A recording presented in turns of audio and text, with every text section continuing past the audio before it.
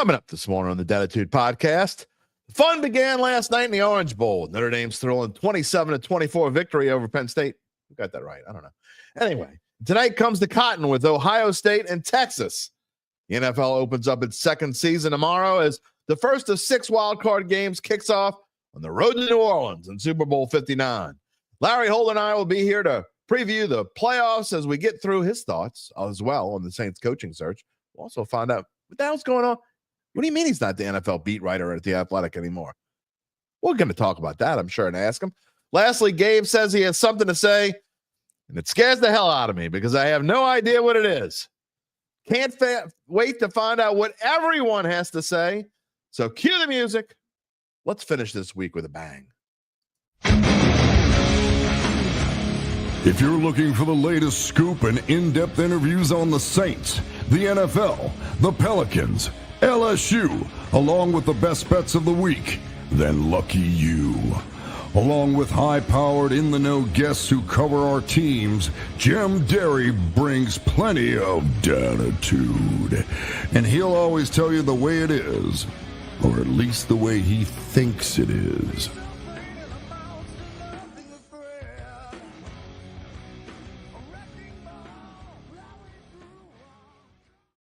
Where you at, Dattitude family? Someone here was right last night. That's right. You know who it is. It's got 2 thumbs. This guy. That's right. Look, you take the bragging rights when you can get them. I might look like an idiot on Monday, so I'm taking a victory stroll today. I really shouldn't even be strolling. It was only a 2-point pick. It's not really that big of a deal, but still. I was right.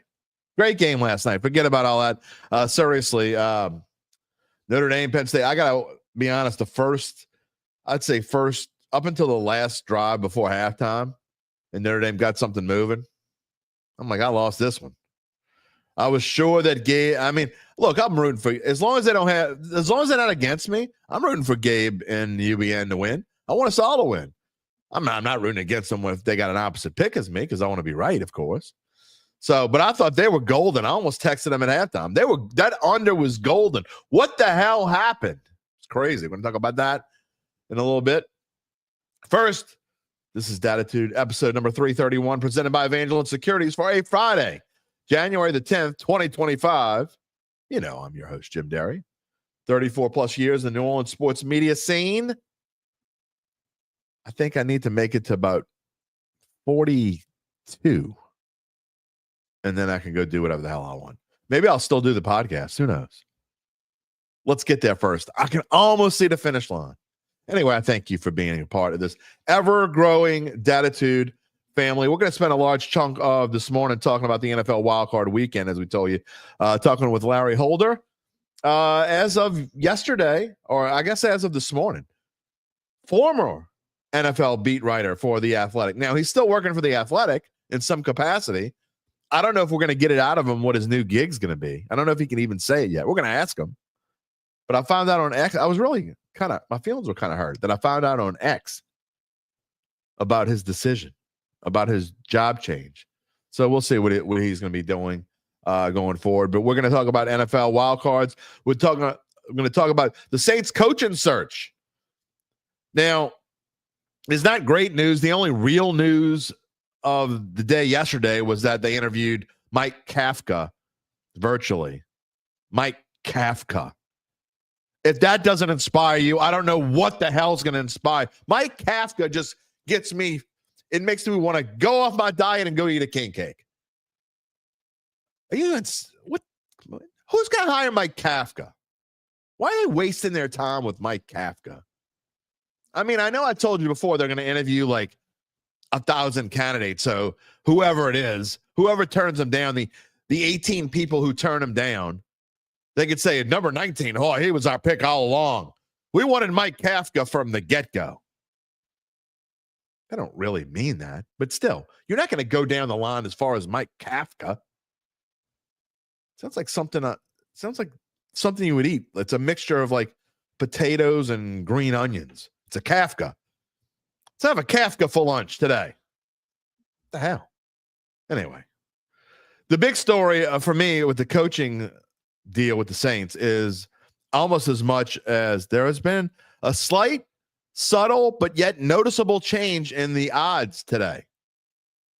I found it very interesting. I think you will too. We'll talk about that in a minute. You can be a part of the show by typing in your comments on YouTube, Facebook, wherever you're watching. If you haven't already done so, please subscribe to our YouTube page. If you're listening after the fact, go find us on YouTube. Even if you don't watch it, but maybe once every now and then, you usually listen after the fact. Go subscribe to the YouTube page and click like. I don't know why it helps, but they say that it does. I believe whoever they is. I'm still looking for they and them. Haven't found them yet, but we're going to find them. One day. We'll have them as a guest on the show. One day. You can get in touch with me on X at Jim Derry Jr. or via email at jderry@theadvocate.com. Okay, before I tell you about my friends at Evangeline, we got to say some hellos. What is UBN? Oh, UBN's using our logo. I was like, what the hell is this? Can't you believe you can't believe I used Lamar? Well, he's one of the 3 MVP candidates. I'm not hating on Lamar. Get out of here. I don't hate on Lamar. Just because I don't think he's as good as a lot of other people think. Well, I've been wrong before. I don't think I'm wrong about this. Breaking news.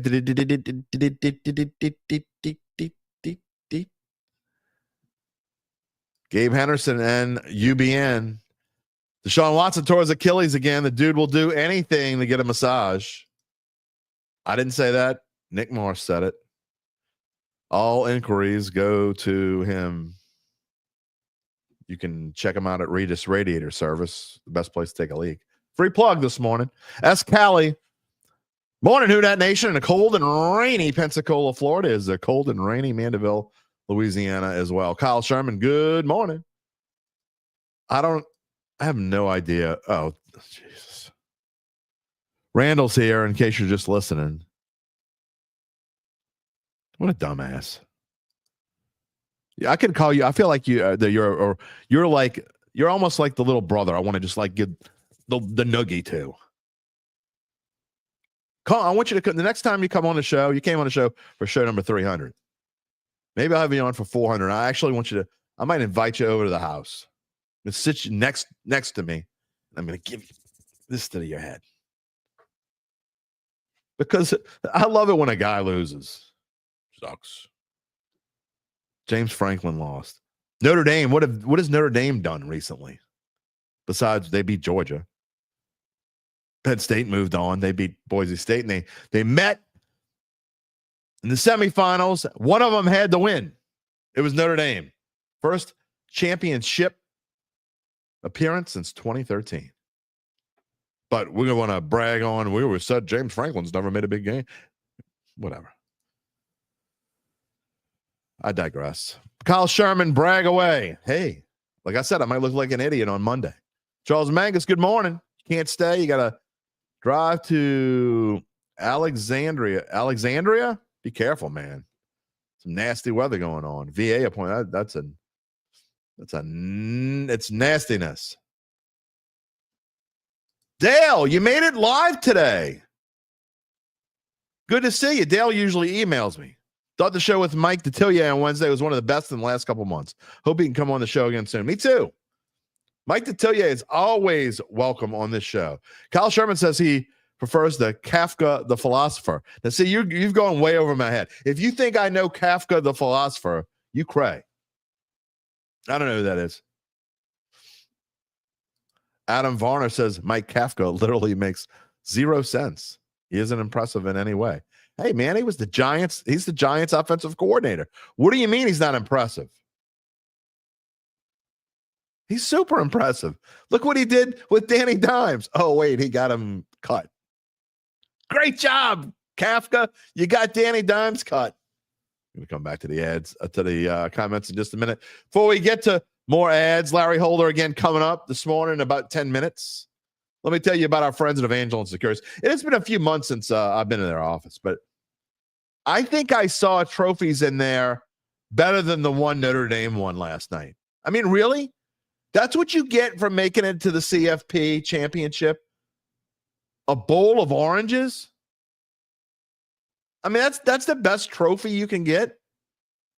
Like then you get to take them out, and the Capital One dude's like taking the oranges out, and this has become such a. Oh, I digress. I forgot what I'm talking about here. You do know Evangeline could set you up for the future, right? With or without the fruit. If you want a fruit basket, I'm sure they'll give you one. Of course, Evangeline's a company that can help you decide if it's the right time to sell your family-run or privately held business. And just as importantly, they can figure out what that business is worth. If that is you or someone you know, it's time to reach out to Evangeline's founding and managing partners, Nick Braden and Ron Hemel. They will start by scheduling a complimentary valuation from their offices, either on Poydras Street or in Lafayette. From there, you will be well informed to begin to make the decision on if you want to proceed. Could be the decision of your life. They can help you. They'll be with you every step of the way. What happens after you get that complimentary valuation? What happens after you've made that decision? Well, we'll fill you in more later in the show. In the meantime, you can check them out at www.evangelinesecurities.com. They're the one without the bowl of oranges.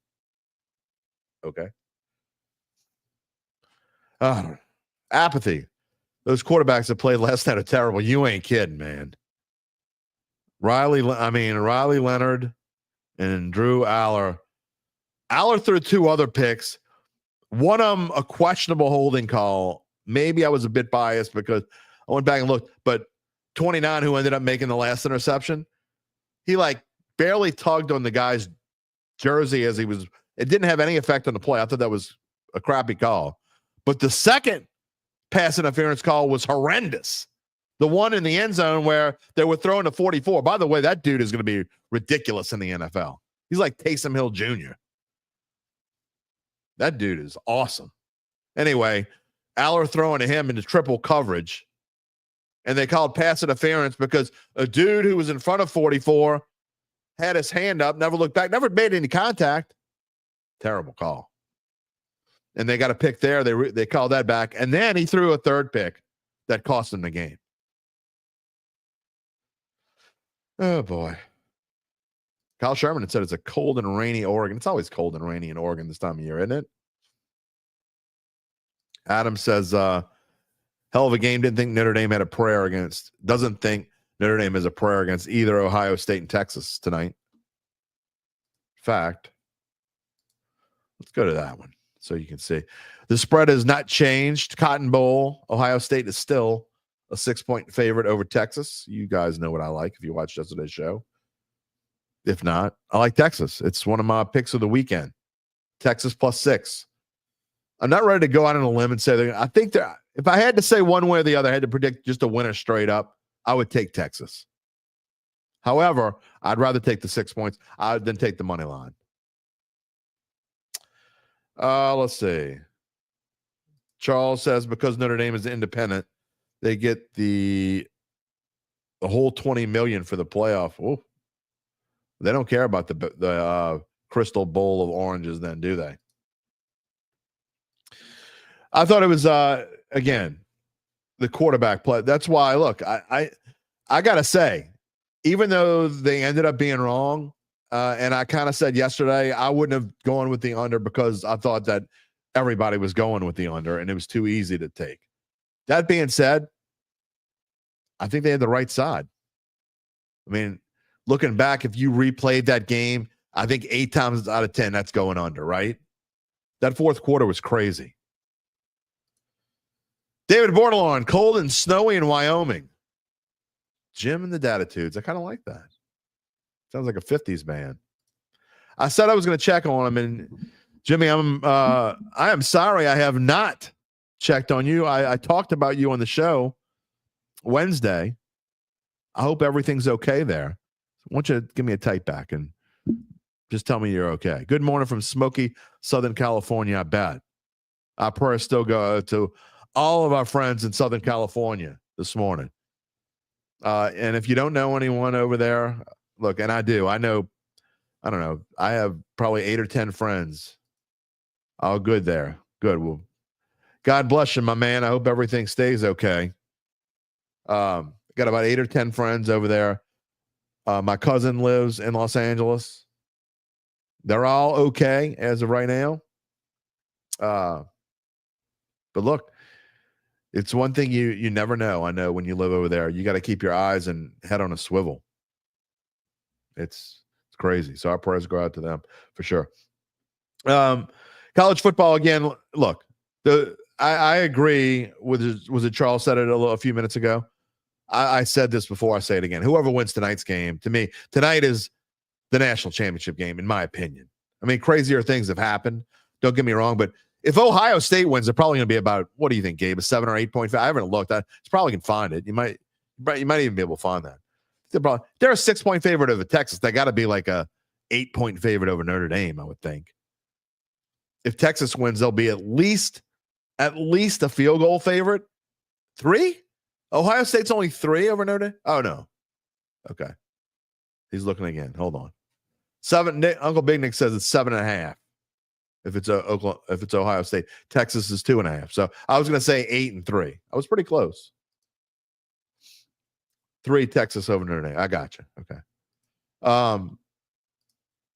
Which I think if it's Texas, if I'm right and it's Texas, I'm going to be loading up on Texas over Notre Dame. I like Notre Dame's defense, and I really like the secondary. I thought the secondary played pretty well. And I am not the biggest Quinn Ewers fan in the world. I don't think he's the greatest quarterback on the planet, but I think he'll do more. Gabe says, DraftKings says Ohio State 8.5 over Notre Dame, Texas 3. So I was pretty much spot on there. Yeah, I mean, if it's 3, I'm loading up on Texas. If it's 3.5, I'm still going to bet Texas, but maybe not as big. If it's 3 or under, that's my highest play. Ewers or Rattler? Neither. Ewers is not going to be good in the NFL.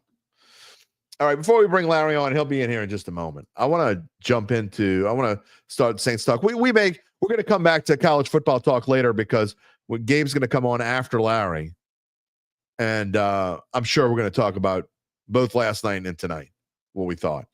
So we're going to come back to that. But there is something, again, I teased to this in the open about the Saints coaching odds. Now, Kafka was not the news of the day.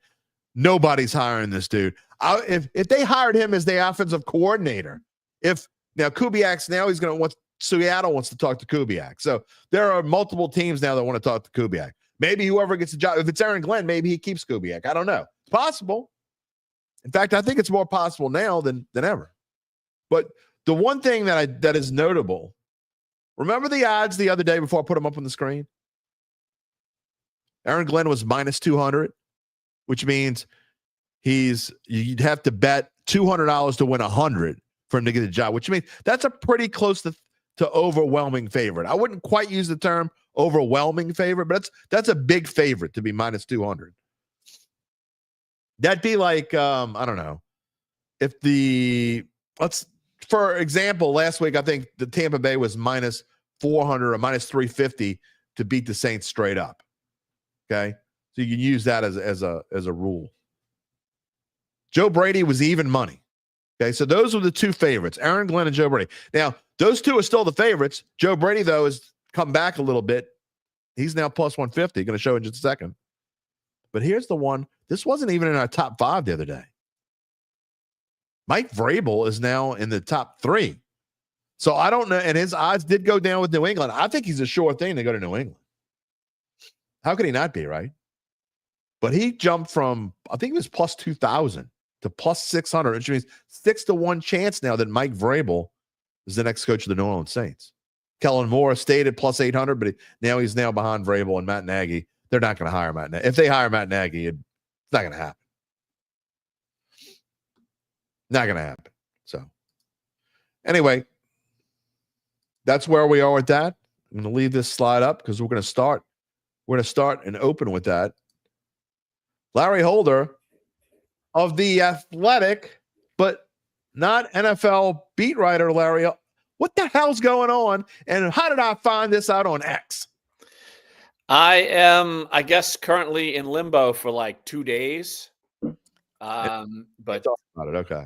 yeah. Answer So more times. I probably can, but I think we officially I start a new position within the company on Monday. I can say I will be far more out in the open writing and doing things more than I had been in the past couple of years, where a lot of my Sundays were spent managing our news coverage and doing those sort of things and writing. The minority was writing full-length stories, and I was doing a lot of takeaways, like expert analysis on our breaking news coverage too. So my job is now going to be more about being a senior writer for The Athletic, but I'm not going to tell you what I'm covering, even though there are breadcrumbs if you look at some of the things I've written over the last few months. Okay. I'll just leave it at that. All right. Well, I'll have to go scour The Athletic. I guess you don't read what I write enough, so it doesn't matter. Honestly, I usually do, but I got to be honest. The last month or so, I haven't read a whole lot of anything. Barely read our own stuff. The last month or so, it's been crazy between being sick and the show debacle here we got going on. Okay, well, we're gonna find out what it is, and we're gonna let everybody know on Monday what is next. I will say it will broaden my scope of what I pay attention to in the sports landscape. All right. Well, here's a question. Job. You said last week that you were covering the Super Bowl. Are you still covering the Super Bowl? I am still covering the Super Bowl. They Yeah. have pulled me back into NFL coverage that week, which I knew. I actually accepted this position in September. Okay. But they asked if I could remain for the entire season. So I've had this job since September. And you've kept it under your visor since then? Well, you see, I don't wear a visor too much, so it's easier to keep under wraps, I guess. You did when you were balder. This is true. And this is the time of the year where every year it's like the 7th anniversary. It all comes up around this type of year on my Facebook memories of like my mother-in-law coming after me, like, yes. Love it. And Jeff Duncan still loves. Well, he's going to be on the show Wednesday. I'll make sure I bring that up again. Silver Gator, the answer, Loomis is still here. Yes. But Mickey Loomis, by the way, his press conference, his official end of the season press conference, from what I understand, is going to be held on Monday. That actually may change when we do the show. If that press conference, programming note, if it's like while we're doing the show, we may postpone the show till later that day. Or if it's later, we may do the show earlier. It just kind of depends. But Mickey Loomis is probably not going anywhere. Although I will say, Larry, I said last night on Final Bet on Fox 8 and on this show, I think Wednesday with Mike Detillier was on. I think that there are going to be more people involved than just Mickey this time. I think that behind the scenes, there's going to be a lot more. Even if Mickey stays and says he's staying in his current role, I actually think there's going to be some help in the GM department, if that makes any sense. Who's going to help? That has. I think there are going to be voices. I think Miss Gale, judging by how she stepped in with the whole Dennis Allen situation, I think that there are going to be other voices being heard with this coaching hire. That's just my guess. If there was like a quid pro quo? All right, look, I don't agree with it, but we can get rid of Dennis now, but I'm going to take over this hire next time. I don't know. I'm just saying. Well, here's my thing that I'm almost sure of. There's going to be so much going on behind the scenes that no one knows, that I'm pretty sure of. So it's not just going to be straight, well, they're going to make this coaching search. They're going to sit down and then Mickey's going to make the final decision. I think there's way more to it than that, no matter what. That's never really the case. I mean, if your GM has really bad judgment and the owner steps in. But everyone blames Mickey for everything. Well, he's supposed to be the one that has the know-all because people don't honestly expect Gale to have a ton of know-all. People don't honestly expect Dennis Lauscha to have a ton of know-all. I can't tell you how many times over the years when it comes to anything football related, Dennis says, I don't deal with that. I don't, So how many presidents of an organization? Oh, that you were going to talk politics for a second. Like, no. That is not what I'm covering at The Athletic, thankfully. I was going to say, is that next? Even though we're the sports section of the New York Times, I am not becoming the sports political reporter. Oh, okay. I thought you were going to give us the play-by-play on Trump versus Biden in their golf game. Or just how it affects locker rooms in general. Yeah, okay. Sure. I'll do that. No, but it's not very often where a president of an organization doesn't have a real sense of feeling like they are an expert at football or anything having to do with anything on the field. So who's the next in line? Mickey. So there you go. I don't know. Maybe Kai Hartley is the next GM in waiting. Maybe he'll have more of a say than we might know. I don't know. I actually think Monday's press conference is going to be interesting. He took so much grief for that last press conference he had where he was chewing the gum and he was, he was comparing Dennis Allen to Tom Landry and Chuck Noll, which I thought was so odd. And Bill Belichick's record after 3 seasons. I'm like, really? So anyway, I just thought that was a little well, strange. as you can see, and look, you go to what Dennis said on a podcast with Jay Glazer this week. I found that very interesting. I still never got a chance to see it. Well, so. I mean, he came out and said that Mickey came in, sat him down, and said, "This is not what I wanted to do." And Dennis said that out loud, and that's apparent. I mean, we all know that. Yeah, we knew that. Did not want to do that. That's why I'm thinking that this could be more than just Mickey here.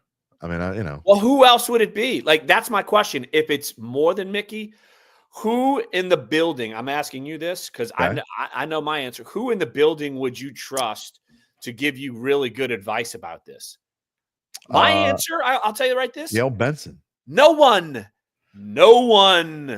Well, trust is not the right word. Who, if the question is, who do I think would have as much input or say so? I think the answer is Gail Benson. I actually think who has as much expertise to make an informed decision. That's the inherent question to this issue. No one. Jeff Ireland, who's Jeff Ireland's boss? Jeff Ireland's the money man.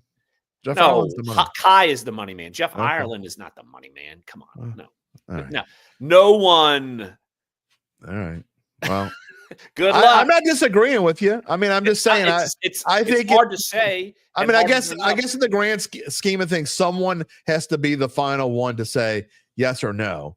I just think there's going to be more input used from other people than just Mickey Loomis. I think Mickey Loomis he's the one who decided that Dennis Allen was going to be the next coach. There's no doubt in my mind. And again, we can go back and say hindsight's 2020. You can go back and say, well, that was a terrible decision. Whatever. You and I have been through this multiple times that was going to be the choice no matter what.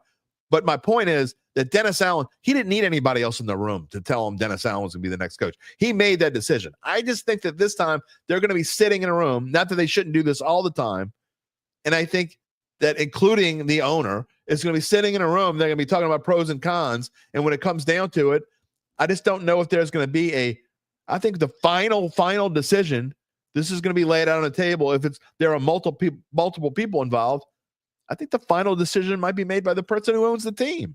Oh, well, it always is. That's kind the thing. of. You could say it's not, but it always is. It always is. Like, you have to have someone sign off on it. And of course, it's the owner of the team, because ultimately the owner could say, all right, well, you're fired. Like that's how it always is. There's a perception of, now, who's the person that has the most influence in the owner's ear? That is the question. So now Dennis Lauscha.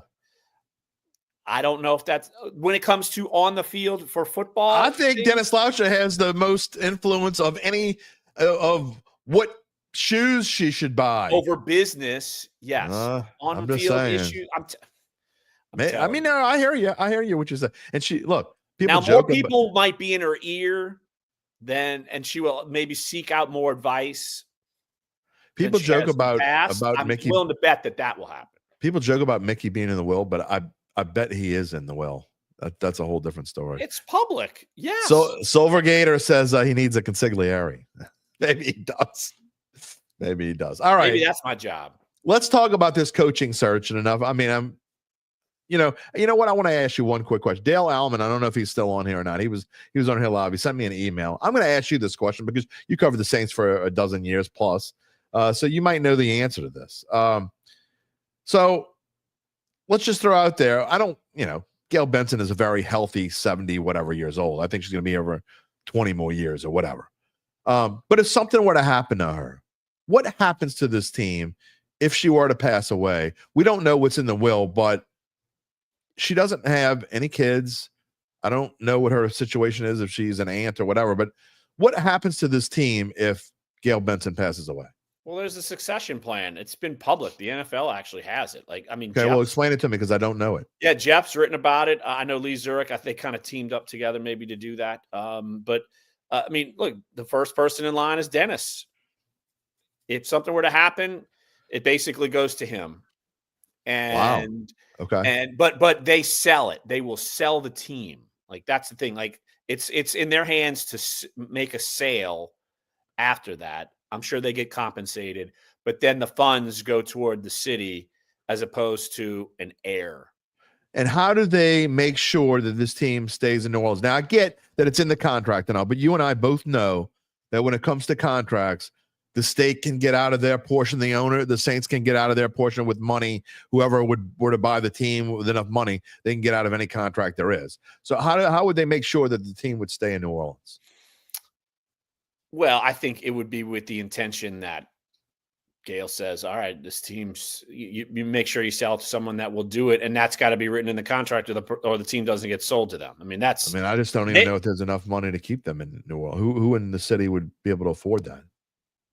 I've mentioned one person. I don't know if I've mentioned it here, but I've mentioned the only billionaire I know in this state would be someone like Todd Graves from Canes. Yeah. Well, and I don't know if he has any interest, but he would be the first guy I would call. Maybe somebody teams up with Drew Brees. Drew does not have the capital, so you need someone. He would be like Magic Johnson, right? With the Commanders, and Magic probably has way more money than Drew. Well, I'm going to say this, and I'll say it publicly. And I've said it already, but on social media, I've seen some knuckleheads talking about how they want Gail to sell the team. I do not. I just think I hope Gail Benson lives 25 more years, and we don't have to have this conversation because I think she's a fine owner, and I think, look, the Saints do things that some people think are outdated and loyal to a fault, and I joke about that, but I just think it's a big mess, and I think it's more of a mess than anything if she would ever sell this team or something would have happened to her. So she's never selling the Saints. Long live Gail Benson, in my opinion. She's never selling the Saints. I wouldn't be absolutely stunned if the Pelicans got sold at some point.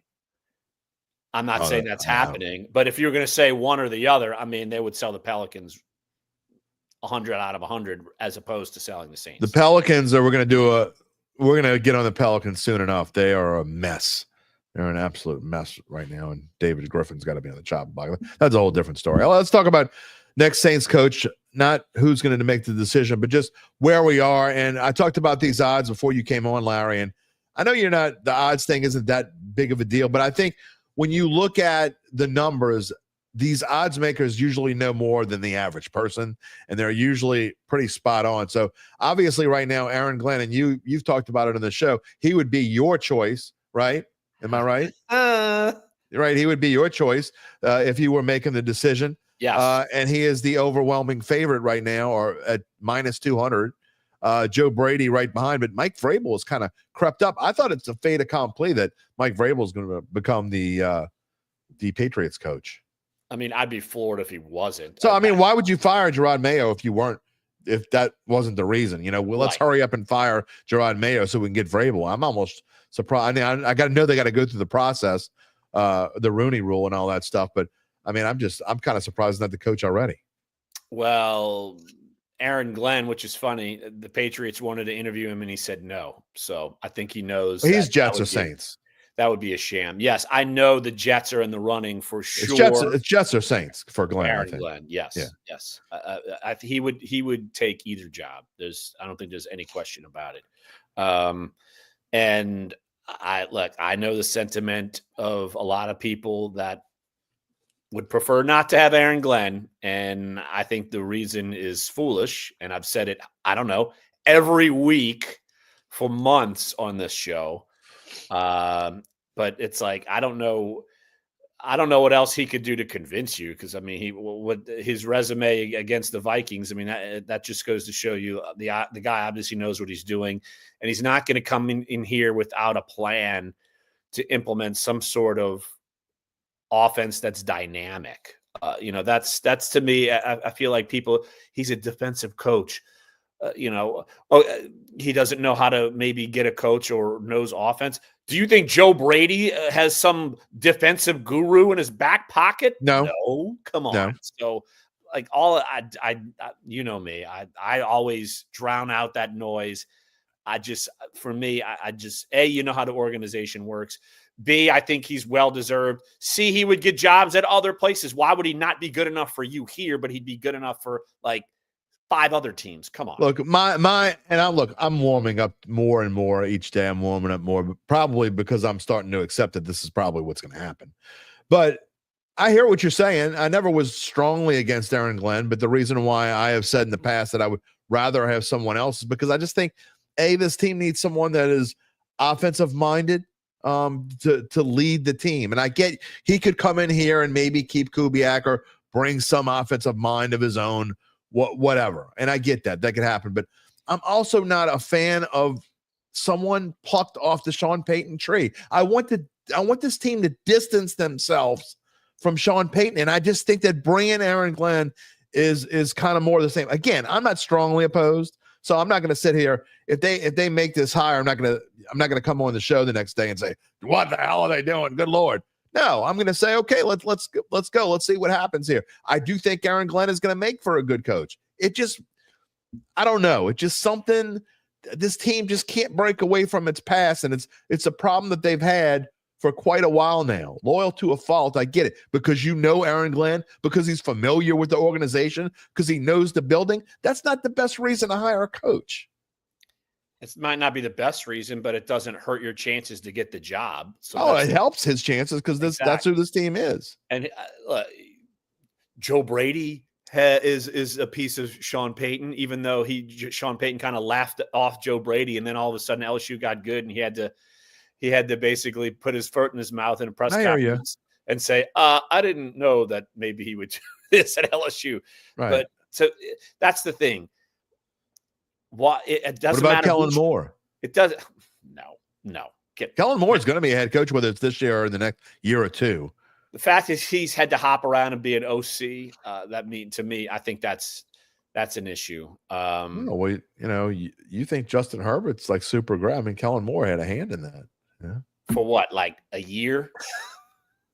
I mean, Kellen Moore has helped Jalen Hurts too. I mean, he helped. Saquon Barkley's helped Jalen Hurts. He helped Dak Prescott.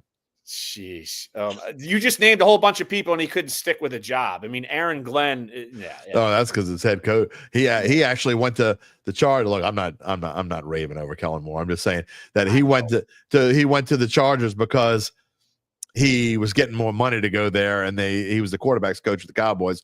And then the worst coach in the last 5 years, Brandon Staley, got fired finally, and then so he had to go find another job, and he ended up working out pretty well. Working in Philadelphia. So Kellen Moore's kind of had a nice red carpet. I'm not saying that he should be or shouldn't be, but that's somebody he doesn't have any ties. And that's why I would be more in favor of someone like that. And he's offensive mind. He's never coached for the Saints, never worked for the Saints. Probably doesn't even have anything black and gold in his closet. Just saying. Break ties. Start over. Let me point this out. If Aaron Glenn were standing in the front of a room and Kellen Moore was standing in front of a room, who do you think players would play hard enough for? I don't disagree with that at all. That matters. No, I agree. And, another thing we talked about on Final Bet last night, Juan Kincaid brought this up, and he's right. This team more than ever needs an alpha dog in the room. And that Aaron Glenn would certainly fit that role and would change a lot of attitudes. So either him or Vrabel, I think both him and Vrabel, either one of those guys, they're certainly going to get in there and they're going to change attitudes. And, was it cracking skulls? We're going to, like back from the movie quotes. But look, Vrabel, here's the thing. I'm warming up to it. If I wouldn't be opposed if Vrabel became the head coach. I just don't think he will. So that's I don't think he will either. Yeah, I don't even count him in the conversation. So then who's left out there? Like, is there anybody? Here's the thing: is there anybody? I definitely don't want Matt Nagy. I would take Aaron Glenn every day, Christmas, Mardi Gras, and Labor Day over Matt Nagy. So right. Outside Mike Vrabel, and this is I'm just throwing this out there. Who on the planet that would maybe be available would you want as your head coach if it's not? Well, he hasn't even been mentioned. Okay. There are actually two guys, and I'm going to kind of contradict myself when I tell you the second one. Because I don't have answers to this. I'm curious to what you have to say. If I could choose any, I know you're going to probably it's not going to happen. It's not going to happen. It's probably not. It's not going to happen. But you say I could pick anybody. Yeah, I'm not saying a guy that won't happen. I just who? Steve Sarkisian. That's who I would choose.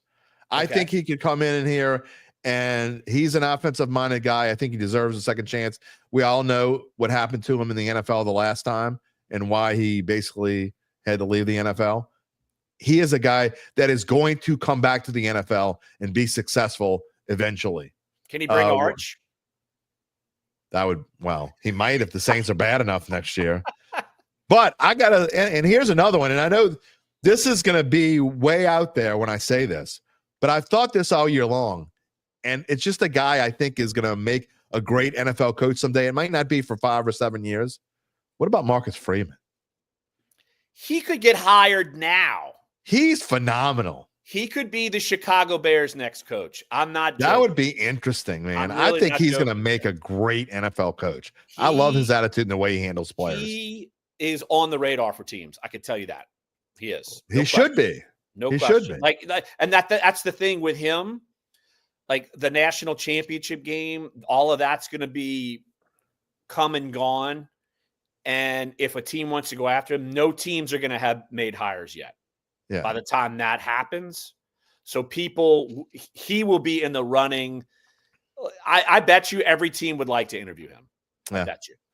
We got some comments in the queue. We'll save them for later. I will say not bad choices, Jim. Right. I'm not gonna those would be two guys. You said I could pick anybody. Yes. I think those two guys, if I could just pick anybody, those are the two guys that I would think of first. Again, I know neither one of them is going to happen, but I don't think those are two poor choices, Jim. So, all right, you like some coaches on the planet. It's a first. Absolutely. All you do is trash everybody. No, I love Sark and Freeman. I mean, and again, I've been liking Freeman, but I was super impressed after the Sugar Bowl and last night, just when they came out at whatever he said at halftime, and apparently he said, "Look, guys, that last field goal before halftime, I think was a big deal for them. And they got the ball first and they drove down the field." Whatever he said, it instilled confidence because I think, not to get off on a tangent, but I think Riley Leonard is not very good, but he got that team together and they did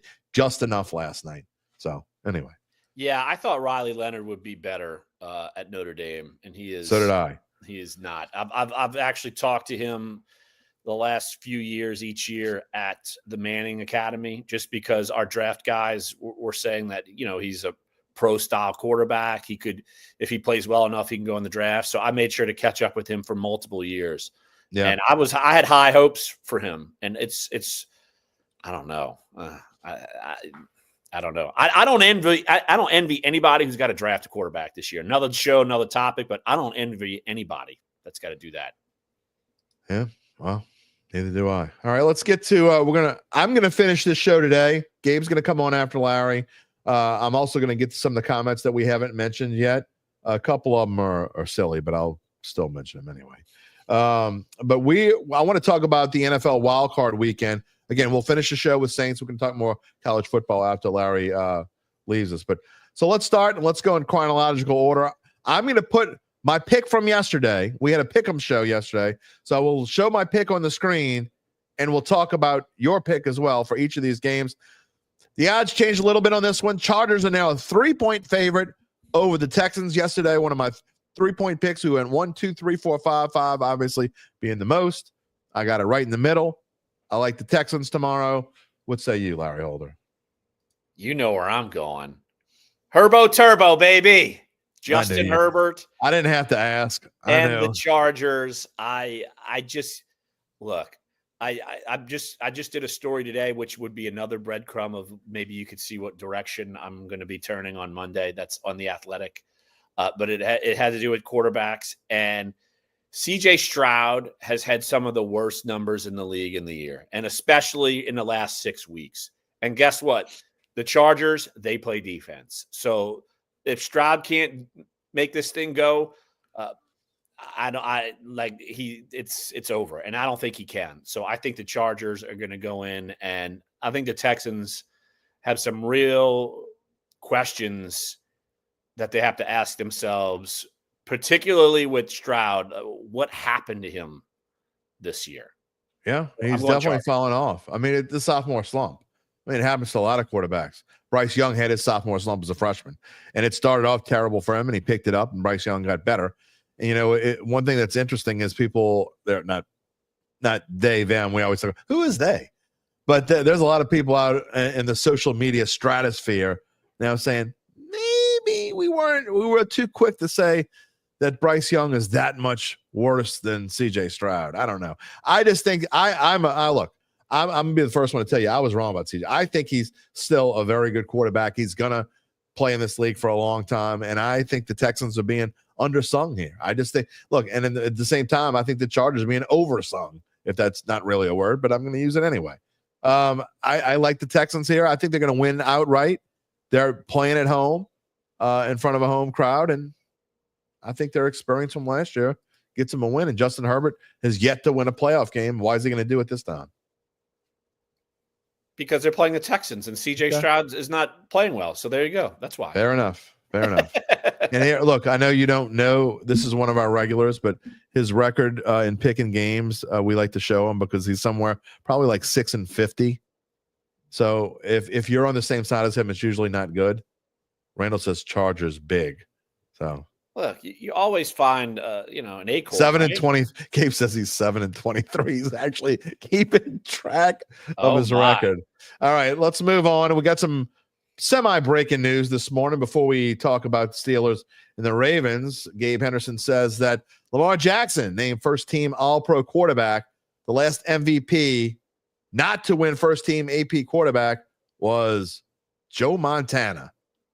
We don't know if it's going to happen this year or not. It's a pretty close race between him and Josh Allen with Saquon Barkley on the outside. First, your thoughts on MVP. If you had a vote, who would you pick? I'd pick Saquon Barkley. So would I. I don't get why it's not like you look at the odds and Saquon, I put him in there on the graphic this morning. In fact, I'll show it again if you didn't see it. Those are the three MVPs, right? The candidates: Saquon Barkley, Josh Allen, Lamar Jackson. Josh Allen and Lamar Jackson are super tight now. It was Josh Allen kind of running away with it. It has since tightened up between Lamar Jackson. Look, here, you and I both know a bunch of old crotchety sports writers, okay? I mean, I'm probably in the old crotchety sports writer department. I'm getting there. I know you and I are both getting there. But I just hate the fact that I was not a fan of Lamar winning it last year, but to his credit, it was kind of a win by default. There really wasn't anyone that super stood out. But this year, if I have to pick between Josh Allen and Lamar Jackson, which I don't have a vote. I'm with you. I would vote Barkley. But if I had to pick between these two, I don't think there's any question Lamar Jackson, as well as Josh Allen has played, has been not only more important to his team, but he's been better. I mean, you look at the all-around game and the 4 interceptions this year, whatever it is. I mean, I just think Lamar Jackson's simply been better. I would go with Josh Allen if you're going to make me pick of the two. And it's not because of the numbers, because Lamar Jackson has had some of the best numbers of his career, way better than last year's.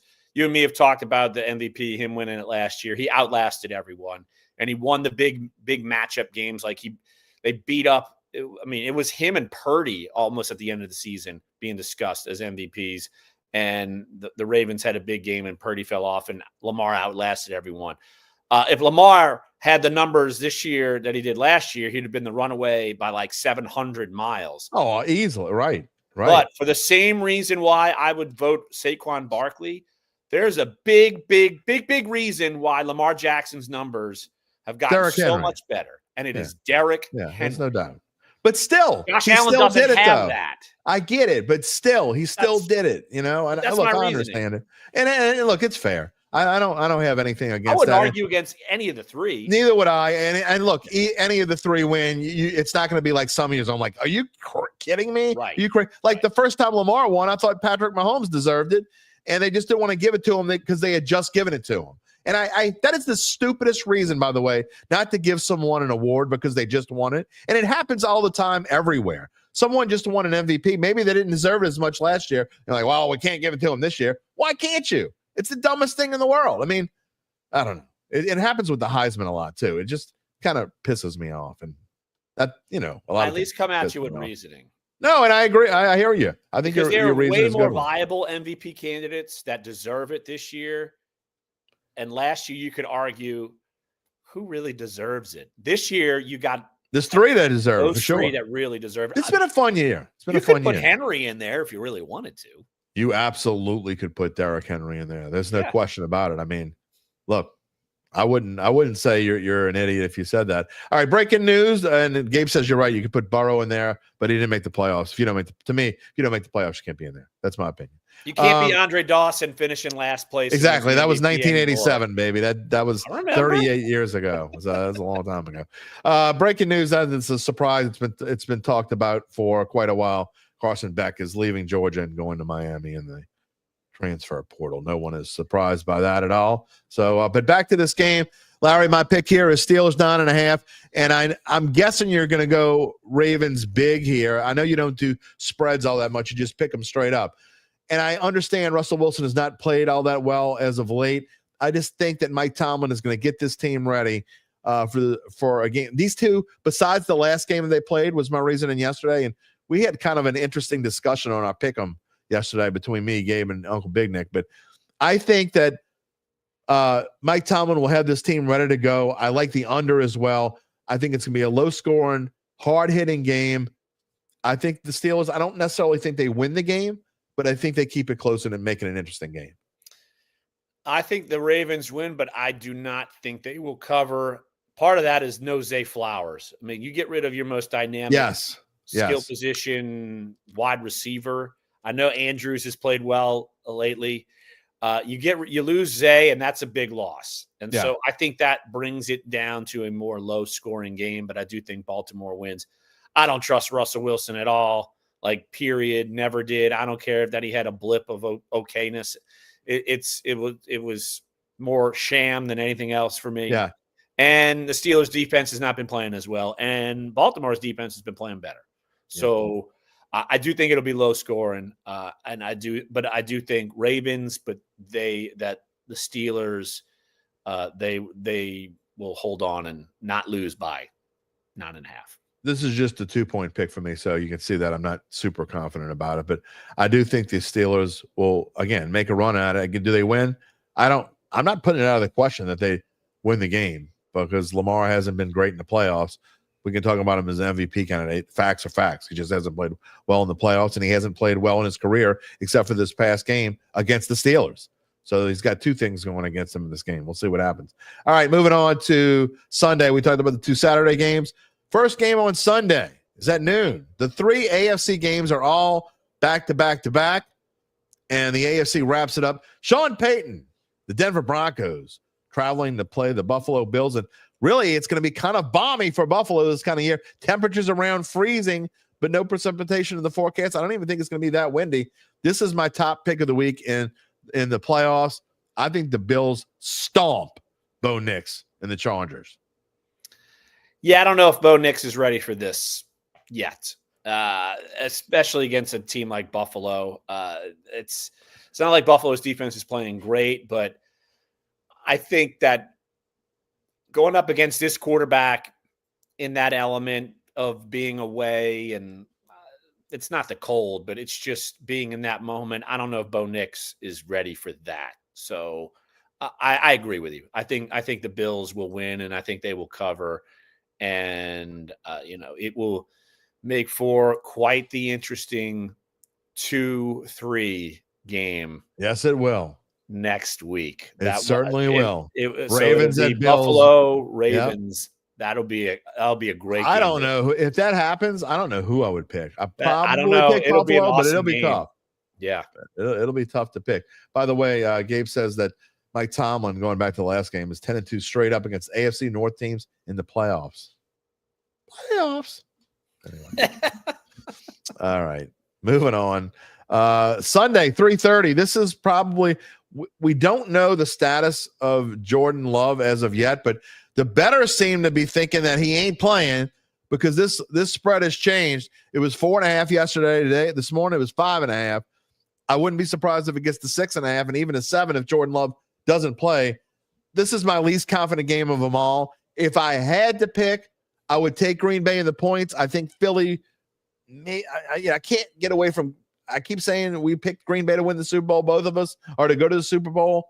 So I'm not ready to say they're going to lose this game, but man, without Jordan Love, I don't think they can pull it off. I'm taking the under here, 45.5, rather than picking a game. Well, circumstances have changed a bit from when we started making a pick for the Super Bowl till now. But still, look, Jordan Love's been beat up all year. This is another thing where you lose Christian Watson, and he can be a really hit or miss.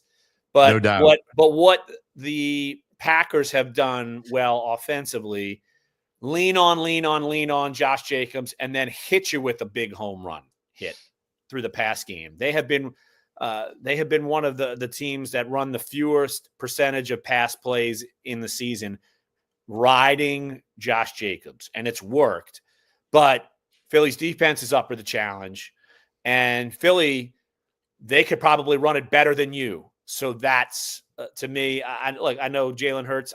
I anticipate he'll be playing. He'll be back from the concussion. He's playing. Yeah. So I just think that Philadelphia. I'm seeing plus 5.5. Philadelphia can win by a touchdown. So I think I like the Eagles here.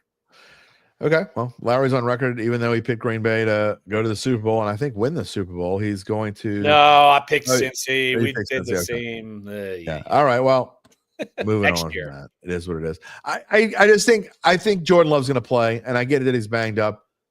But again, if I had to pick one, if you're forcing me to pick one, I'm going to take Green Bay in the points. And I think Green Bay can find a way to win this game. I just think, first of all, they have a major coaching advantage. That's a whole different story.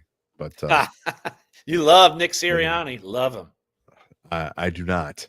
But you want to talk about me hating on coaches? I love me some Matt LaFleur. He's a good coach. I'm with you. Phenomenal coach. We're going to talk about another good coach in just a minute. Not in this game, because this is two bad coaches in my opinion. Well, one average coach and one coach that's not good. The Washington Commanders and Jaden Daniels are traveling to play Baker Mayfield. The Tampa Bay Buccaneers. Spread is 3. I got the Bucs -3. I'm going Washington. The Fighting Jaden Daniels is, let's go. Come on. You knew I was going to go there. Yes, I did. You'd have a really hard. What would you pick? Hold on. What would you pick if Washington played Cincinnati in the Super Bowl? What would you pick? You'd have a tough time, wouldn't you? LSU. It would be a shootout like the last time they played this year. It would have to depend on how each team's playing. That may happen eventually. Eventually. Yes, it could. That would be fun. Maybe that'll be Washington. I think right. I think Tampa Bay can be had, and I just think that Washington, maybe they have their Mike Evans buster with Marshawn Lattimore. In breaking news, semi-breaking news, Gabe put it in the queue about 15, 20 minutes ago, that Marshawn Lattimore will play this weekend. And you knew that he would because he plays whenever he wants to. And he wants to play against Mike Evans. You want to talk about this guy. I'm going to go off on a tangent like I do at least once a show with you. Marshawn Lattimore could be like one of the greatest cornerbacks ever to play. Could be one of the greatest cornerbacks to play this game if he wanted to be. But this SOB is hurt at whenever he wants to be hurt. And when he doesn't want to be hurt, I'm playing this week. What is it with this guy? I don't have a good retort because I can't say that it's totally off. That's kind of crap just really bothers me. So anyway, he's playing this week, and you know what? I think Mike Evans is going to say, the hell with you, Lattimore. He hasn't had any success against him in the past, but I think he's going to have success against him here. And I just think that the Bucs just overall talent is better. And we had a stat yesterday, rookie quarterbacks, when there are two rookie quarterbacks playing in the same round, in the same wild card round, it's never happened. None of the rookies have ever won. That goes back to 1983, the first time it happened. Elway and Marino both lost in the wild card round. So you're saying there'll be Elway and Marino on record. Got it. Everybody knows what I think about Jaden Daniels. I think he's going to be phenomenal. He's already shown his rookie campaign. He's not going to be like, no offense to Gabe, to CJ Stroud, but Jaden Daniels is going to be a superstar in this league for a long time. I think so too. But who has been on the Bo Nix Island? You. This guy. Yeah, well, you can be on that island all you want. Oh. He and Sam Love Darnold Island. about what. That's a whole different Love story. Island. No, not no, Bo no. Nix Love Island. All right, Larry's got the Commanders. I got the Buccaneers. I think the Tampa Bay wins by a touchdown or so. Should be an interesting game. Speaking of interesting game, this game got moved to Glendale, Arizona. Minnesota Vikings were 1.5-point favorites yesterday because it's now on a quote-unquote neutral site. Not that it matters because the Rams' home venue is always a neutral site. They get as many opposing fans as they do their own fans. It is moved to 2.5. The Vikings minus 2.5. I said yesterday that I thought the Rams would win the game. I still think the Rams would win the game. I don't care if they play this game in Alaska or Mexico City. I think the Rams are a better team, period. I get that the Vikings were 14-3, and I keep dissing on them, but it comes down to Sean McVay, and I'm taking Stafford over Darnold. It is what it is. I like the Rams. I'm taking the Rams as well, and you named my quarterback. I would take Stafford over Darnold. I know Darnold's been playing well, but man, he was a little shook last week, and I think that's a blueprint that the Rams could use. And it's not like also that the Rams have been super reliant lately on Stafford. They've really been a run it team to set up what could happen, and they've actually run it and won without Stafford having to have big numbers. So I think that if Stafford wants to start throwing it, they can. I don't think Minnesota can run the ball well enough. And look, I just think Sam Darnold in this moment, never been there. Stafford has. I'm going Rams. And also, Larry, I think the Rams are probably as healthy as they've been all year because they went through a stretch where the Rams have a stretch every year where they're banged up in certain spots. Seems like Cooper Kupp's hurt every year, but it seems like their skill position players at least are as healthy as they've been. I really like the way that they've been running the football, and it's kind of Blake Corum has seen more playing time as of late to spell Kyron Williams, and I think that both of those guys are really good. So I just think the Rams are in a better position than they've been, and they seem to always be underrated. I don't know why anyone gives them credit. They won a tough division, maybe not as tough as it was the year before, but it's still a tough division in my opinion. And I think that they've just been underrated and kind of flown under the radar. I just don't think they're as pretty as people would exactly like. They're not as fun to watch as everybody else. All right, what you got going on this weekend? I am just biding my time until new work. I don't have to cover games. New job, I will tell you this, means next season, it could be the first time I ever go to a Saints game outside of a working capacity since 2001. Wow. Does that mean you might be covering something that doesn't run through football season? What I cover runs constantly, but it doesn't mean I have to cover games per se. Golf?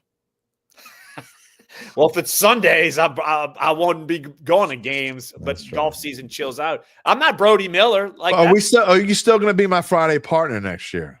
oh yes, Okay, good. All right, good. yes, and I will be educated enough to still follow what's going on to know what's going on. Yeah. Well, Even if I wasn't, so what? Yeah, right. We would still do it anyway. I don't care. All right, well, have a great weekend. I can't wait to find out what the story is. Congratulations and good luck, and we will talk to you next week. Thanks, buddy. It'll be fun. Right, talk to you later. All right, hold there, everybody. Can't wait to find out what is next on his docket.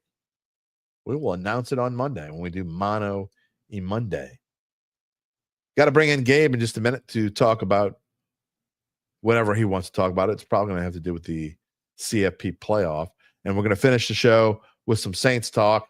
And I got some comments to show that ran while we were talking with Larry, but a lot of them didn't have to do what we were talking about, so I didn't show them. But first, we told you earlier, we will let you know more about how Evangeline Securities can help you figure out what your family-run or privately held business might be worth and whether it's time to sell. How do they do it? Well, after their complimentary valuation of your company, if you decide to proceed and won a crystal bowl full of oranges, they can make that happen.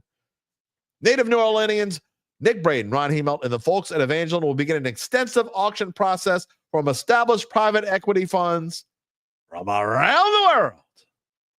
And they will maximize the return process for the founder and his or her family. Evangeline Securities is the top producer on their platform. There are very few companies like them in this area, and none with their dedication and success. They are fully licensed, ready to serve you. So get in touch with Nick and Ron about what's really important. It ain't the Vikings and the Rams. It ain't who's the next Saints coach. What's really important? The rest of your life. The rest of your life. You can find them at www.evangelinesecurities.com. All right, we're going to get to some of the comments we had later. First, I want to bring in, we're going to have a Friday with Gabe. Gabe's got something to say. I don't know what it is, but he texted me this morning. He goes, I really got something to say. Go ahead, say it. I'm really pissed off this morning. Okay. Because of all of the people who said, oh, Notre Dame finessed LSU by tricking them into paying them for Brian Kelly just to upgrade at coach. Huh? This isn't a dig at Marcus Freeman. What has he done better than Brian Kelly? I'll wait. I'll sit here. We could keep the show going all day. Well, I think the last and no one can tell me. Last time they went to the national championship, wasn't Brian Kelly the coach? Yeah. I mean, they lost. They got 2013. Yeah. They lost to 2012 Alabama. I mean, cool. Brian Kelly took multiple teams to the playoffs. He lost to Alabama and he lost to Deshaun Watson. Not Deshaun Watson. Trevor Lawrence, Clemson. Here's how I know that it's not going to be any different for Notre Dame this time. And, you know, I told you how much I love Marcus Freeman already. But this is how we know it's not going to get any different for Notre Dame. Brandon says in 11 days they'll have a national championship. First of all, it's 10 days. Second of all, you're wrong. Go ahead. What am I going to say if they win, Randall? Nothing. Because he's still not a better coach than Brian Kelly. I agree. He's a great young coach. Think the world of him. I think he's fantastic. He could be. He could be a really, really good coach. It is too early. Let's you want to crown him the late great Dennis Allen. You want to crown him, not Dennis Allen, Denny Green. If you want to crown him, crown his ass. I see how you can get the two confused. Yeah, well, but I mean, it's a ridiculous notion because Marcus Freeman has not only been given an easier path than Kelly ever was. Yeah. Because let's be honest, this new 12-team system is tailor-made for teams like Notre Dame, who play relatively cupcake schedules. They get into the playoff. They beat who have they beaten? They beat a first-year Indiana team under Kurt Cignetti, correct? Who was punching above their weight, making the playoff. I think we can all agree with that. That's not to say they shouldn't have made the playoff, but they were punching above their weight, making the playoff. Playoffs. And they beat Georgia with a backup quarterback who's making his first start in his career. Yeah, but they still, I mean, look, I'm not taking any, look, the Georgia game, I thought they were phenomenal. They were the best. Well, besides Ohio They were State, no. They were very good. And but all I'm saying, honestly, Ohio State. I mean, excuse me, Notre Dame has been the second best team in these playoffs so far, besides Ohio State. Now, I don't necessarily think Ohio State's going to win the national championship. I'm still picking Texas as of now. I will pick Ohio State straight up for sure over Notre Dame if they beat Texas. I'll pick either whoever team wins that over game. Notre That's who I'm picking to win. Yeah. But that being said, Notre Dame has been the second best team in these playoffs so far. So anyway, but Randall, he had the same schedule and he made the national championship. You can't. He did the same thing as Marcus Freeman. You can't reason with people that are unreasonable. Okay, and I still have yet. Randall's typing all these comments. He's typed in what? 1, 2, 3, 4, 5, 6, 7, 8, 9. He's typed in 9 since I asked what Marcus Freeman has done better than Brian Kelly. Not a single one of those 9 comments has told me one damn thing that Brian Kelly hasn't done. Oh, he's going to win a national championship. What do the odds say? All right, well, let me get your thoughts before we go. I hear you, and I'm actually with you. I'm 100% with you. As much as I love Marcus Freeman, I still think Brian Kelly gets a bum rap. That being said, I talked about it last night at the Final Bet Show, and I know I keep bringing it up, but it was a very interesting show. A lot of interesting questions were asked.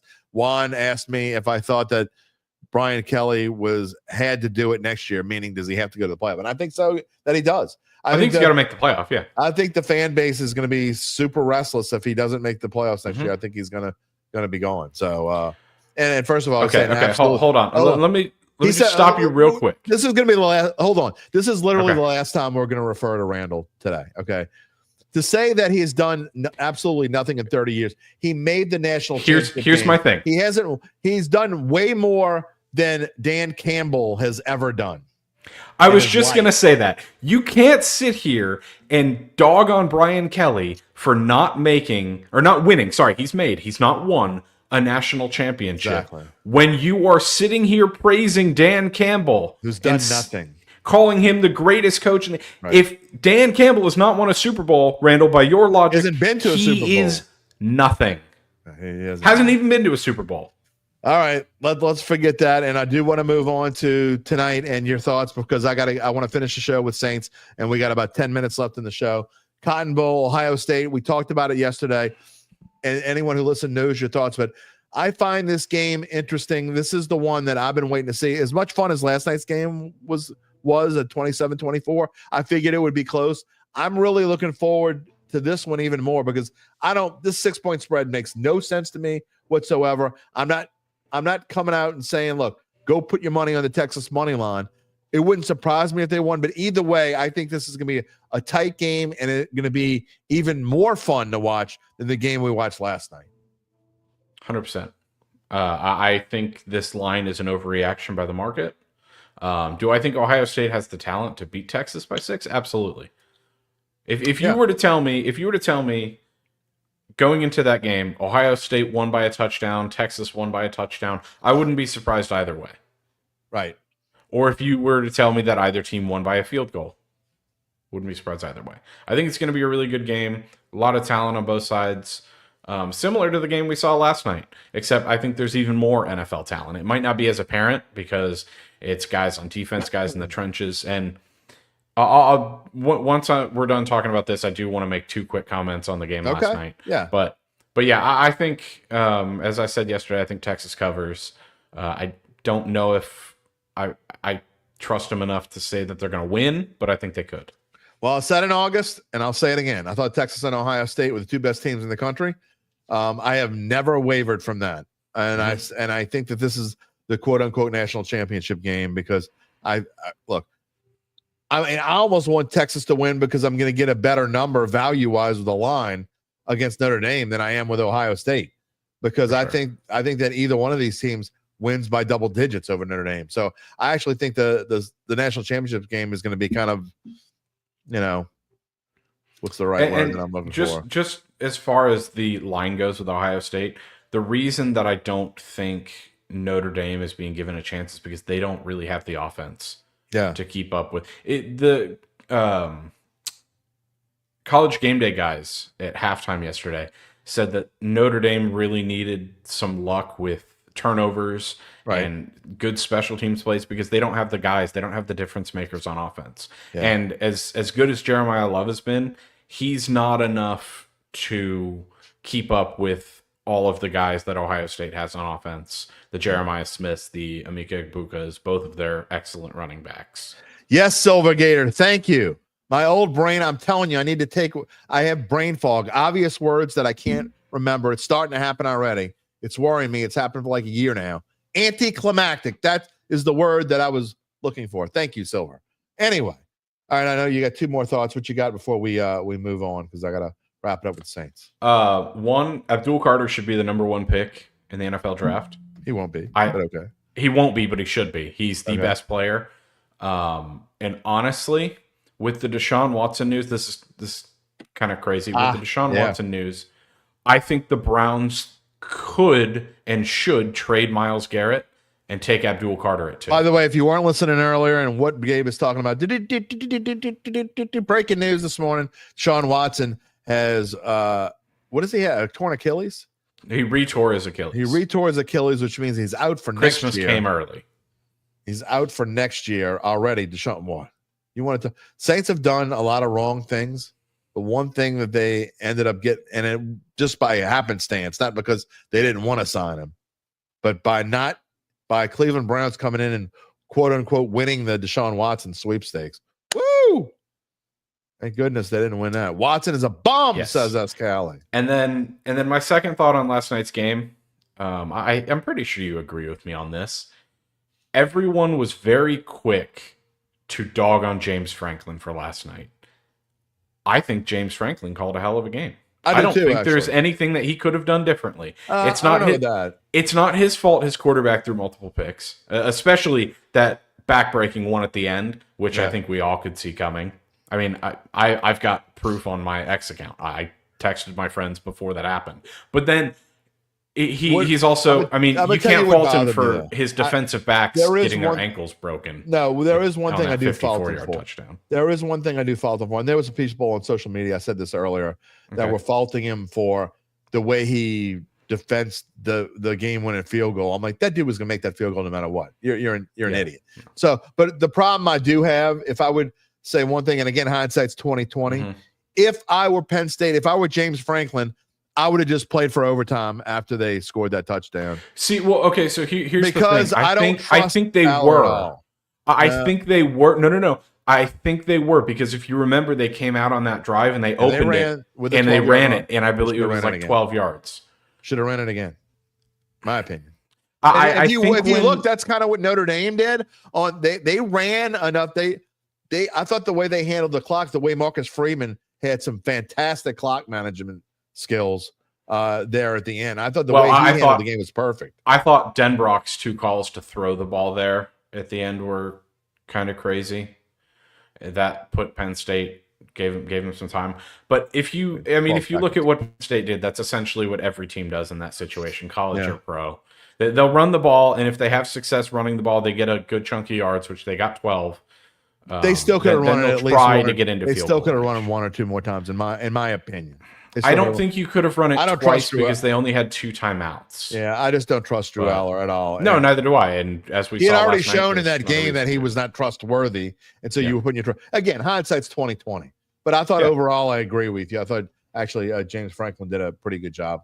I did too. It was just, his guys let him down at the end. I just don't think that they're that great of a football team. Don't get me wrong. They're okay. And here's another slight on Drew Aller. I mean, if Penn State would have won, they'd get destroyed by Ohio State or Texas. I don't know if Ohio State only beat them 21-7 the first. Yeah, but if they put in the national, I'm just telling you. I don't know if you know this, but Drew Aller only 21-7.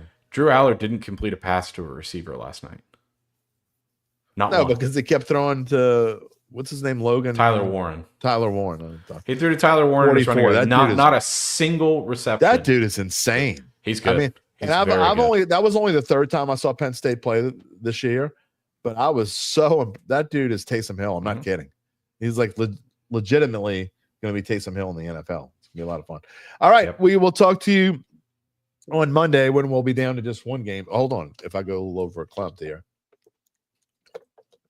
Time to end the show. I can't talk. All right, I'll see you Monday. All right, sounds good. Oh man, you peeps are. Sometimes I wonder about y'all. I don't know what I would do without you. Some of y'all like my little brother. I want to just give you a little noogie on the head. All right, some comments that I never got to from way back. Going here, let's see. All right, Billy Wright. I don't know if you're still listening or not. No coach will win in NOLA as long as the Loomis and Benson are there. That's ridiculous. It's a ridiculous statement. They've won a Super Bowl with Mickey Loomis as the GM. I'm so sick of people saying, and look, y'all are making me take up for Mickey Loomis when I don't really want to. Because in the grand scheme of things, I agree with a lot of what y'all are saying. I wish that he would take a step back. I don't necessarily want him to go. I want him to have input. I want him to have an advisor, be in the advisory role, which is what, and if I had any say so, that's what he would do. But when you say stuff like no coach will win in New Orleans as long as Loomis and Benson are here is ridiculous. It's absurd. Whatever other word you want to use. They've already won with Benson and Loomis here. It was Tom Benson, but I mean, Gail Benson in the grand scheme of things is the owner owning this team the same way that her husband did. She's pretty much hands off. Now, she came in and stepped in. Y'all wanted Dennis Allen going. Why was Dennis Allen going? Because Gail Benson said so. It's just well, let's not say things that I know y'all don't like Loomis. I get it. And I understand why, again. But some of the things y'all say just don't make sense. Just ridiculous. I mean, Peyton found Breeze. So what? Mickey Loomis is still running this team. God, y'all look crazy. Again, you're making me take up for something I don't want to take up for. I agree that Mickey Loomis has not done that great of a job, but it all comes down to we can go back in time. Hindsight is always 20/20. Why is this team a mess? More than anything, there are two main reasons. It's 1A and 1B. To me, they're both the same. Dennis Allen, which there was no doubt, and I don't want to hear from a single person who's going to come up and say some kind of BS that if they could go back in time, Dennis Allen wouldn't have been the coach. You're full of crap. That's another thing I wanted to go back to from before. And I'm going to do it in just a minute. But Dennis Allen is 1A or 1B, whichever way you want to put him. There's no question that Dennis Allen brought this team in the wrong direction. Okay? But going back in time, it was a logical, reasonable decision to make that Dennis Allen would be the coach of this team. Because at the time, you did want to stay status quo for the most part. At the time, and now I would like the team to distance themselves from Sean Payton, but you didn't have a whole lot of time. Sean Payton left you out in the lurch. I'm not going to even mention this whole ridiculous comment that I had before or the name of the person who put it in, because this is a ridiculous comment about how the Saints should have hired Eric Bieniemy. Are you serious? There were people saying they should have hired Eric Bieniemy. You mean Eric Bieniemy, the guy who just got fired from UCLA because he's an awful coach? Yeah, he won in Kansas City, just like Matt Nagy, who's a horrible coach, by the way, is now winning in Kansas City as offensive coordinator because he doesn't have anything to do with what's going on. It's Andy Reid and Mahomes. There's no other reason. Those are the reasons why that offense is so good. And Travis Kelce, if you want to throw him in there. And the offensive line. So let's. It's amazing. Sometimes I am baffled by what people think. Not what they say necessarily, it's what they think. Again, I'm not defending Mickey Loomis. I don't think he's done a very good job. Even, I think 1B, and I never got to it, the other reason is the draft. I think the Saints have done, and that's not all on Mickey, but it's a lot on Mickey. The Saints have done, I thought they had an okay draft this past draft. I originally gave them an A- or a B+, whatever it was. I probably downgraded a little bit. For the most part, they did a good job. But other than that, they haven't done a really good job in the draft for a while. Drafting Isaiah Foskey in the second round 2 years ago was just absurd. So I'm not necessarily taking up for him, but to say that they can't win with Loomis here is absurd.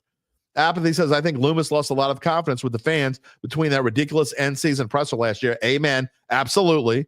And the ridiculous tone-deaf commentary on the WWL Coaches Show. I agree with you. Now, that is a realistic comment. That I can agree with. But to say they can't win with Mickey Loomis here is just not true. I mean, do they have a better chance if someone else was making the coaching hire? I don't know. Look, what is Mickey Loomis? He's 1 for 2. Okay. Brought Sean Payton in. He fired Jim Haslett when he had to fire Jim Haslett. He brought Sean Payton in.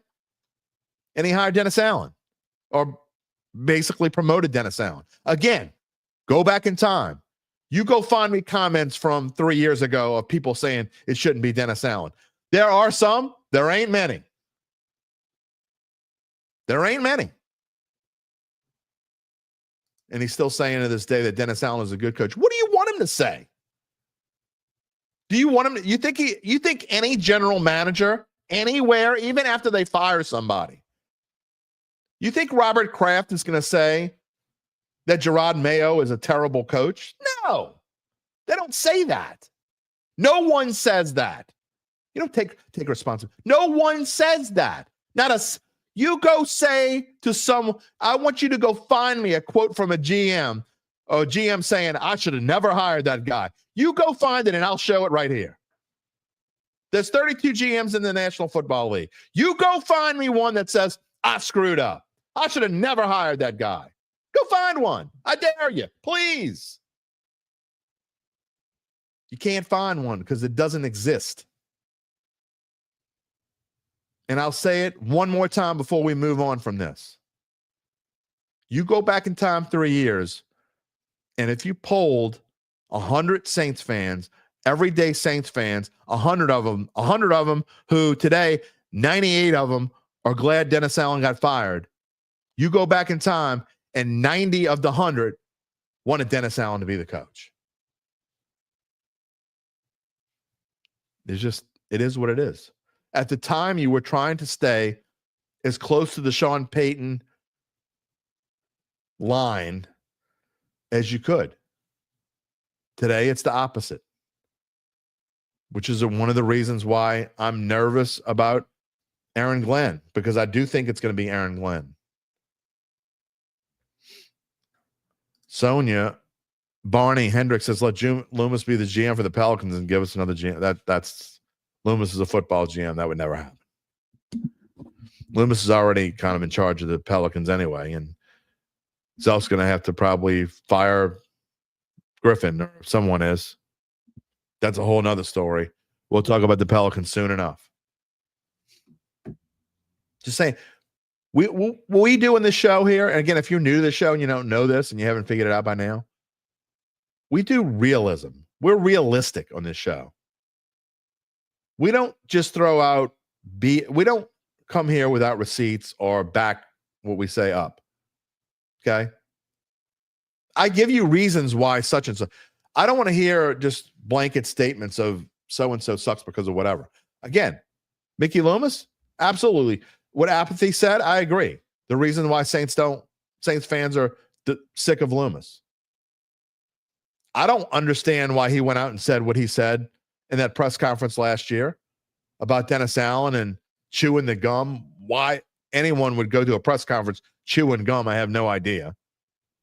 But that alone, you can't even hear what he's saying because all you're doing is pay attention to him chewing gum and pissing people off. I don't know why he compared Dennis Allen to Tom Landry, or Chuck Noll, or Bill Belichick to try to prove his point. That's like the worst thing you can do. You can't do that kind of stuff. I don't think anybody in there, there's no question that Dennis Allen, I said it last year. It's not like I'm just saying it now. There's no question Dennis Allen should have been fired after last year. And not just for apologizing to the Falcons, although that would have been my final straw. It was clear he didn't have the locker room. Once that happens, nothing good's going to happen going forward. To me, you can't get him back. You can get him back temporarily, But once you lose a locker room, it may work for a little bit, but it's never going to work long term. It's like getting a divorce, and then you get back together with your ex-wife. I mean, I guess in some cases it's possible, but you can't tell me it's probably going to work. Someone in my family, very near and dear to my heart, did that exact same thing. Got divorced, got back with her husband. They remarried, and guess what? They got divorced again a few years later. Once you lose the locker room, there ain't no coming back from that. So that's why, going back to what I said, and again, I'm not trying to talk out of both sides of my mouth, but one reason why Aaron Glenn would be good for this team is because there's no doubt in my mind that he'd have respect from in that locker room from day one. So anyway, I think that's who it's going to be. Unless, if the only way it's not going to be Aaron Glenn, there are two possibilities. The number one possibility that it's not going to be Aaron Glenn is if Aaron Glenn wants to go to the Jets. I think it's either Jets or Saints. I don't think there's any other option for him. That's what he wants. He played for the Jets for a long time, and he coached here, played here for part of a season, and coached here for 4 or 5 years under Sean Payton. He's familiar with the Saints. He's familiar with the Jets. So I think it's one of those two gigs. And the only other option, if it's not Aaron Glenn, is if somehow they think they can coerce Mike Vrabel to come here. And why it would be a good gig for Mike Vrabel is because I think Vrabel would actually have more control here than he would have in New England. Although New England's not a bad place for that either. But that being said, I'd still be shocked if he doesn't go there. Again, this will be what we talk about a lot of next week. We're going to talk about, the New Orleans is the home for the Super Bowl. As we go forward, this is going to be half Saints, half national kind of show. We may throw in a little Pels here and there. We may talk. We should do a show on LSU women's basketball. We had Douglas in here the other day talking about LSU women, and he's right. I mean, they're 17-0. They deserve to be talked about. So we may at least do a portion of the show then. Maybe I'll have one of our LSU beat writers on. But that's going to be us for the next month. That's what we're going to be talking about here. We're going to talk about Saints coaching search, NFL playoffs, and maybe sprinkle in a little bit of LSU women's basketball and the Pelicans. That's what it's going to be. And next week we got a great schedule for you. Again, Monday is Mono E Monday. We'll talk about look ahead. We'll touch on the big game tonight, Cotton Bowl, but we'll probably talk more a little bit about give you our opening thoughts on the National College Football National Championship game. We'll give you whatever update on Saints coach there's going to be. There's probably not going to be a whole lot. The Saints coach is not going to be hired next week. It'd be a shocker if the Saints coach is hired next week. More likely to happen the week after, or maybe even the week after that. Also, a program note for Monday. I don't know when Mickey Loomis, from what I understand, Mickey Loomis's press conference is going to be Monday. If it's like at 9 or 10 a.m., I may push this show back to noon or 1. Okay, so be looking out for that. We may move this show, the time of the show on Monday, depending on when Mickey Loomis's press conference is. I don't want to bump against it. If his show is like at 11 or 12, we may have the show early in the morning, like at 9 or something like that. Okay, so look at me. Go find me on X. You see my X address if you're looking at the screen. It's at Jim Derry Jr. I'll probably tell you Sunday when that's going to be. And then Wednesday and Friday for sure. Wednesday, great show. We're going to have Jeff Duncan on. And so Wednesday will probably be almost all Saints. We have not had Dunk on in quite a bit. It's been probably 6 months since Dunk's been on. I have to go look. Pretty sure it was before the season. But I want to ask him about Gail Benson. I want to ask him, look, he's going to be on Mickey Loomis' side. There is no more of a glass half full kind of guy than Jeff Duncan. But that's good, though. I want to get his perspective of where we are. And then next Friday, of course, it'll be Larry will be on again, probably a shorter segment than today. and Gabe and UBN will both be on. We'll do our pick'ems for the next round next Friday. We only have 3 shows next week. Monday, Wednesday, Friday, we go back to that.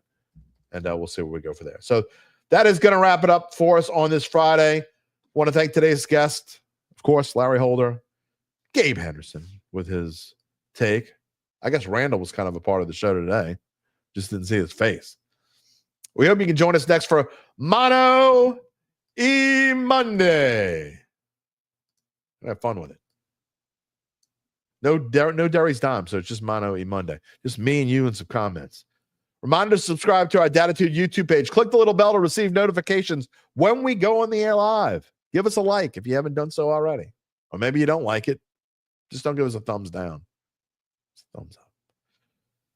You can also find us wherever you get your podcasts, including Apple, Spotify, and many more. And you can also find a replay of the show on NOLA.com/sports. You need Derry's quarter. Ain't happening, UBN. All I got is a dime. Also, bet.nola.com. Check us out. And the Saints Insiders, as always, you can find them at nola.com/Saints. Make sure you get up a few times and walk around this weekend. You don't need to see every single play. That's what you have us for with all the football. Don't forget to feed the dog and yourself for that matter. Have a wonderful, glorious weekend. We will see you on Monday. Enjoy the football. Take it easy, my friends. If you're looking for the latest scoop and in-depth interviews on the Saints, the NFL, the Pelicans, LSU, along with the best bets of the week, then lucky you. Along with high-powered, in-the-know guests who cover our teams, Jim Derry brings plenty of Dattitude. And he'll always tell you the way it is, or at least the way he thinks it is.